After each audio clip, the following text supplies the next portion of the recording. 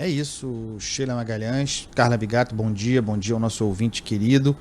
O ministro Rogério Marinho, do Desenvolvimento Regional, está com um bloco na rua. Faz uma espécie, está fazendo agora, uma espécie de roadshow do próprio trabalho. E tem dado muitas entrevistas a TVs, a rádios, a jornais. Essa especificamente foi dada à Folha, a Folha de São Paulo de ontem, entrevista a Eduardo Cucolo e Alexa Salomão.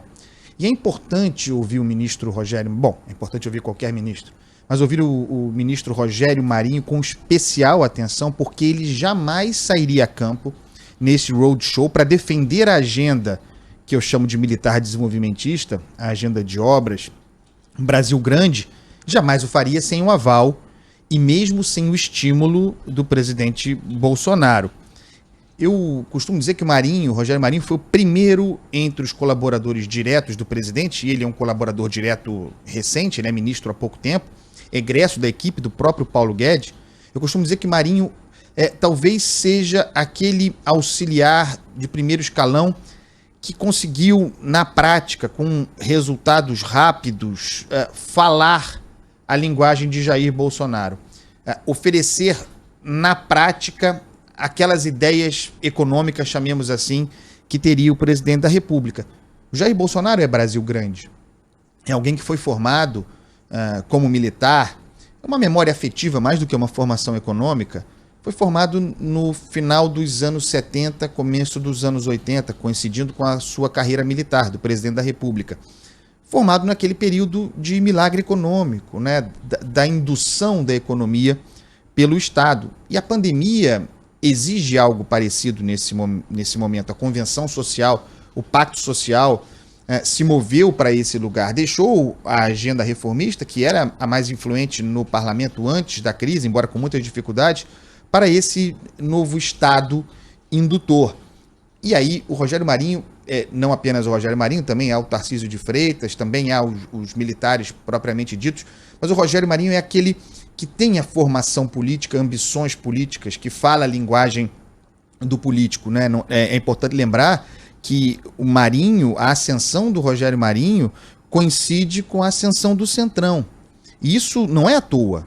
Aliás, isso é parte da entrevista, eu vou comentar trechos daqui a pouco. A adesão do Centrão ao governo é, na verdade, a adesão à agenda de Rogério Marinho. Eu tenho falado isso aqui com grande frequência.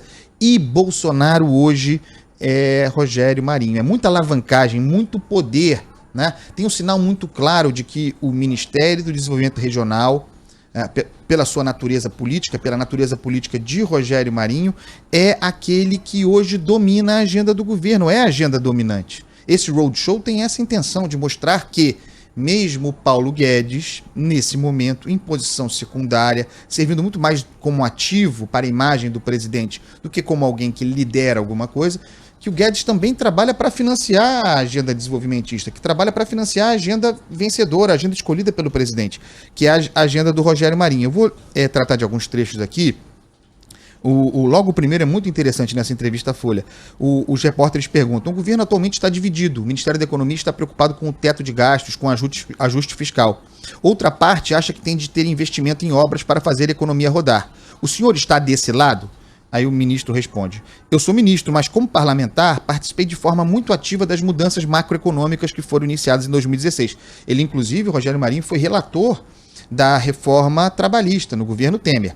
Ele continua: acredito até hoje que era necessária uma sinalização para a sociedade de que o Estado brasileiro continuaria solvente, por isso o teto de gastos, em função da explosão da dívida pública e dos equívocos que haviam sido cometidos nos governos anteriores.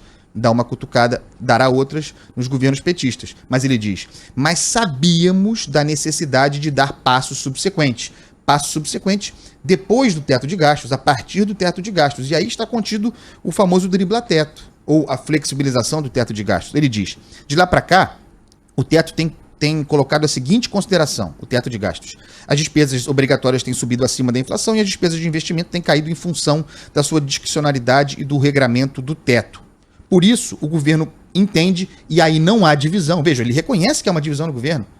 A pergunta é sobre isso, ele diz: por isso o governo entende, e aí não há divisão, o lugar onde não há divisão, que há necessidade de se trabalhar a legislação para permitir que haja espaço para investimento.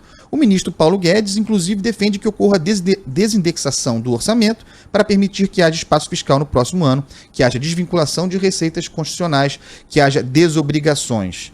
Ele continua: estamos trabalhando a implosão. Aí ele para, talvez implosão não seja a melhor palavra.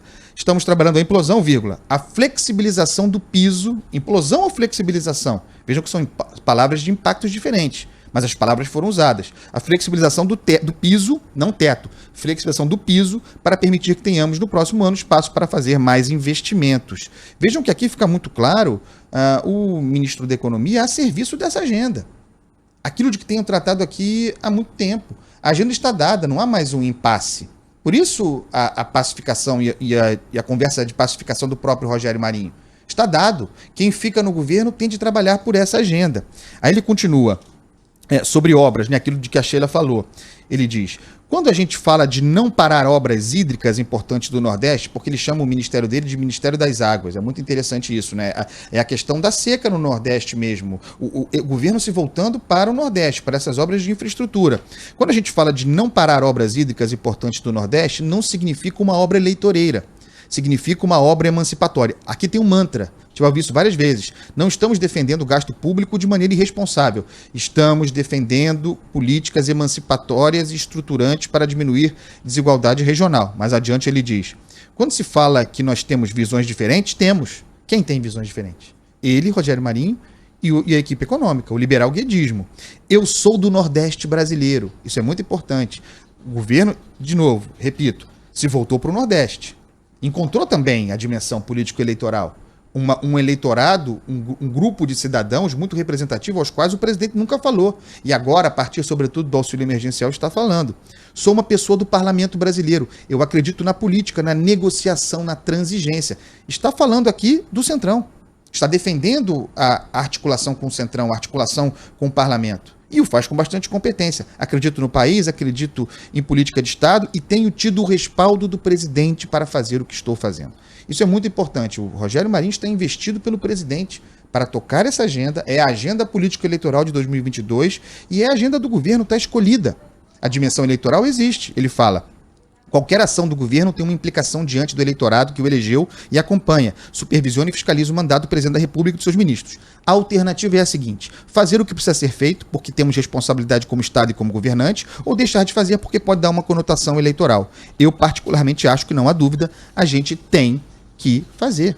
Aí está, de novo, ele vai, mais adiante, Sheila, Carla, ele vai repetir o mantra: não estamos defendendo o gasto público de maneira irresponsável, estamos defendendo políticas emancipatórias e estruturantes para diminuir desigualdades regionais. O recado está muito claro. No final, na última pergunta, os repórteres questionam sobre se ele será candidato a governador do Rio Grande do Norte. Ele diz: não, eu quero ser um bom ministro, continuar fazendo as entregas e desempenhar. Entrega é muito importante. Como o ministro Tarcísio de Freitas, é um ministro, goste-se ou não, que entrega. E Bolsonaro está se acostumando a isso, porque ele não tinha isso antes. E não se pode dizer que o Ministério da Economia do Guedes entregava. Quero continuar a fazer as entregas e desempenhar bem a missão que me foi dada pelo presidente da República. Ele falou isso já algumas vezes. O presidente passou uma missão para ele, e essa missão é de abraçar o Nordeste, a região Norte, combater as desigualdades regionais e ter uma política pública consistente. É um recado muito claro sobre as escolhas feitas pelo governo. É isso aí, esse é o governo. O governo Jair Bolsonaro hoje é Rogério Marinho, os outros que se virem para pagar essa conta. Muito bem, o Carlos Andreasa trabalhando firme e forte nessa segundona, feriado. Tudo bem, hoje é feriado, hoje pode. E tem música. Então...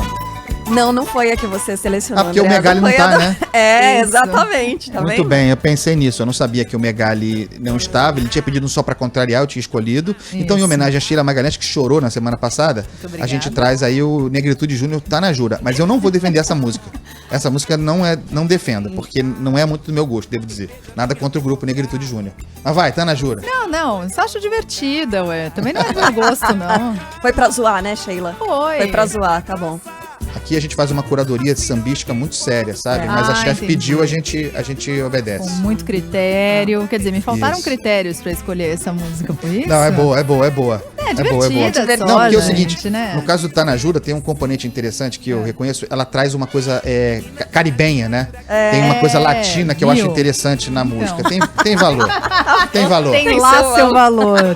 Tem valor. Tá bom, amanhã então tem só pra contrariar. Um beijo, Andreasa. Beijo pra vocês, comportem-se, hein? Pode deixar.